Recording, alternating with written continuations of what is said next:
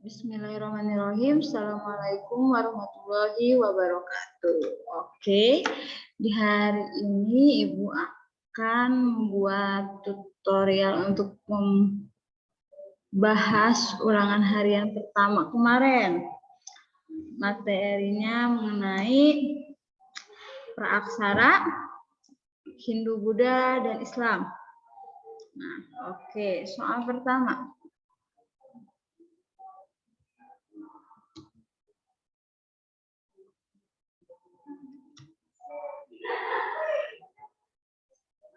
Soal pertama yaitu orang-orang yang dianggap berada di luar kasta dalam agama dan kebudayaan Hindu disebut dengan golongan B, paria. Nomor 2.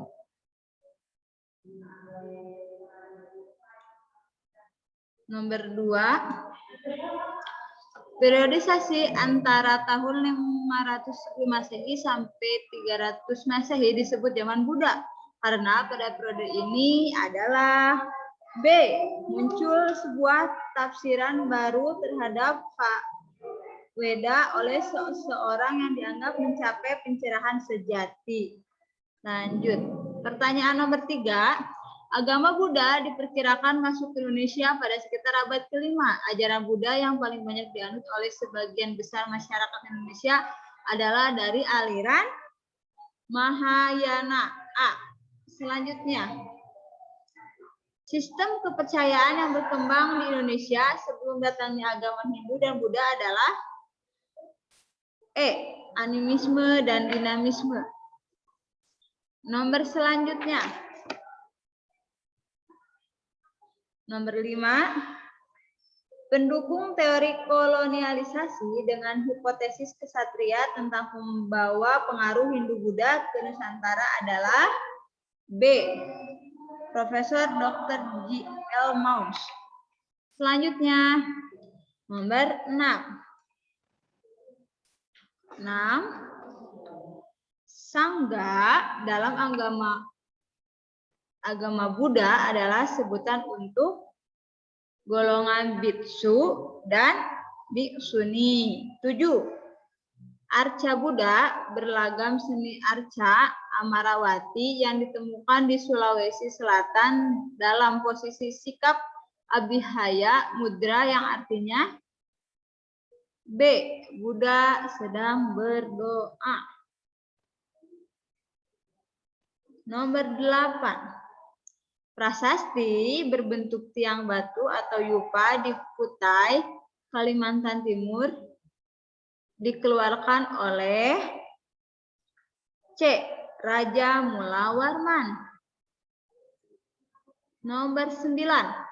Dalam birokrasi kerajaan Mataram kuno dikenal nama-nama penjabat di bawah ini, kecuali D. Rakrian Mahamantri 1 Pakirakiran. Selanjutnya, nomor 10. Prasasti kerajaan Sriwijaya ditulis dengan huruf Palawa dan berbahasa Melayu kuno.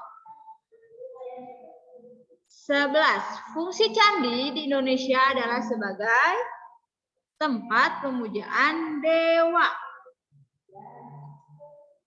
12. Prasasti Tugu peninggalan kerajaan Tarumanegara mengenai penggalian saluran air dan Sungai Gomati, yaitu B.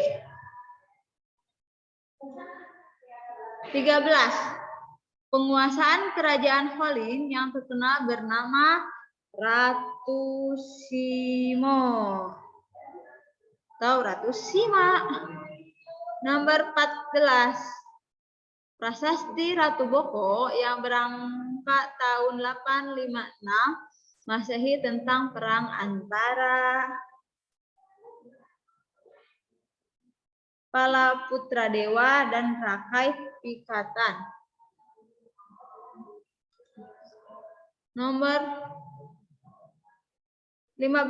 Kerajaan Medang Hamulang didirikan oleh Empu Sindo. Peristiwa Tralaya yang dialami Raja Dharmawangsa disebabkan serangan Murawari. 17. Raja terakhir Kerajaan Kediri yaitu Kertajaya. 18. Raja terbesar Kerajaan Singosari adalah Kertanegara. 19. Prasasti Rakian Juru Penghambat ditulis dengan huruf Melayu kuno dan bahasa Jawa kuno. Nomor 20. Tempat pertapaan atau prasada Gunung Kawi di Bali dibangun oleh Warmadewa. 21. Pemberontakan yang paling membahayakan Kerajaan Majapahit pada masa pemerintahan Jayanegara yaitu Pemberontakan Putih. 22. Sesuai dengan agama yang dianut yaitu agama Buddha, Tantrayana Kertanegara sering mengadakan yoga di pesantren yakni tempat bersemedi untuk raja. 23. Bangsa Indonesia menerima kebudayaan asing dan mengolahnya sesuai dengan kepribadian bangsa karena A. Bangsa Indonesia telah memiliki kecakapan atau lokal genius. 24. Perkembangan pendidikan Islam di istana-istana raja seolah menjadi pendorong munculnya pendidikan dan pengajaran di Langgar. Selanjutnya, 25. Penulisan babat seperti penulisan sejarah, bagaimana isi dari cerita dari babat, apa aja? A. Karya sastra yang berisi cerita sejarah atau dongeng. 23. Ulama yang berjasa menyebarkan pendidikan Islam di Jawa Barat yaitu Syekh Abdul Muhyi. 27. Agama Islam masuk di Indonesia mula-mula dari Arab pada abad ke-7 Masehi. Alasan dari pertanyaan ini adalah bangsa Indonesia sudah berhubungan dengan Arab sebelum pengaruh Islam. Jawabannya Selanjutnya, 28. Sebagai latar belakang munculnya kerajaan Islam pertama di ujung utara Pulau Sumatera adalah karena letaknya yang berdekatan dengan Selat Malaka. 29. Di antara pusat-pusat perdagangan baru yang paling ramai setelah kedatangan Islam adalah D. Ternate dan Tidore. 30.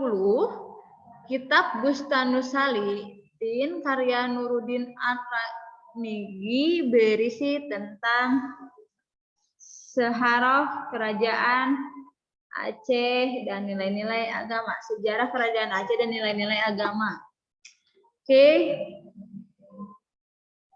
Nomor 31. Serangan tentara Demak ke Jawa Barat lebih banyak dilatar belakangi oleh A. Keinginan mengembangkan agama Islam. 32. Agama sebagai pemimpin Sutawijaya bergelar Senopati Inggalaga. 33. Seluruh daerah Sulawesi Selatan dapat diislamkan dengan cara menempatkan guri dan tokoh agama pada tiap daerah.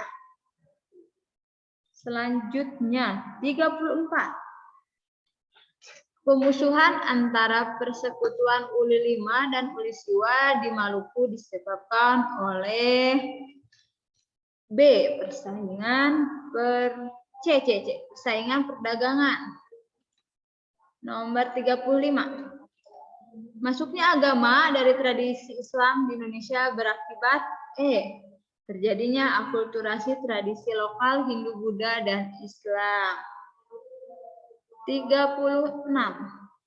Perayaan sekaten yang biasanya diadakan pada setiap hari raya Maulud Nabi diperkenalkan pertama kali oleh Sunan Kalijaga. Pengertian manusia purba adalah manusia yang hidup pada zaman praaksara. Fosil yang dapat memberikan petunjuk kehidupan pada zaman praaksara adalah fosil Vandu. Pithecanthropus erectus berarti manusia raksasa dari Jawa kuno. Pembagian zaman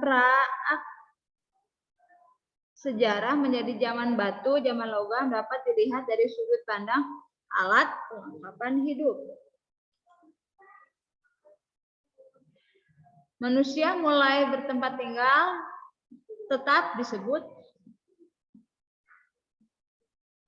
sedenter. Jalur barat yang dilalui bangsa Austrasiak Indonesia adalah Semenanjung Malaya, Sumatera, Jawa, Kalimantan, dan Nusa Tenggara. Sisa makhluk hidup yang membantu beratus-ratus tahun lalu disebut fosil.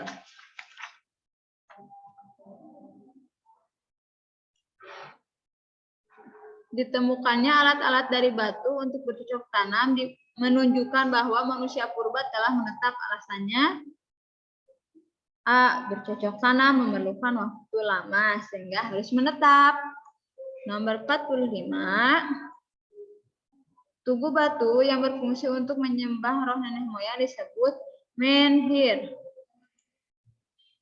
Masa perundagian ditandai dengan munculnya kalangan tukang pembuat alat-alat dari logam. 47. Manusia purba Soloensis termasuk dalam jenis Homo.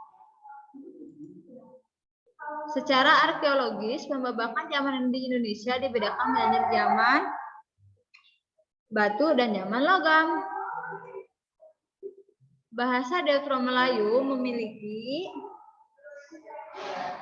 kebudayaan yang lebih maju dibandingkan bangsa Proto-Melayu karena A. Telah dapat membuat barang-barang dari perunggu dan besi. Dan yang terakhir, peninggalan kebudayaan Paleolitikum di Indonesia ditemukan di daerah Ngadon dan Pacitan. Oke, terima kasih banyak. Tetap semangat ya. Jangan lupa belajar. Fokus, tenang, belajar terlebih dahulu. Yakin usaha tidak akan pernah mengkhianati hasil. Sekian dari Ibu. Mohon maaf apabila ada kesalahan. Wassalamualaikum warahmatullahi wabarakatuh.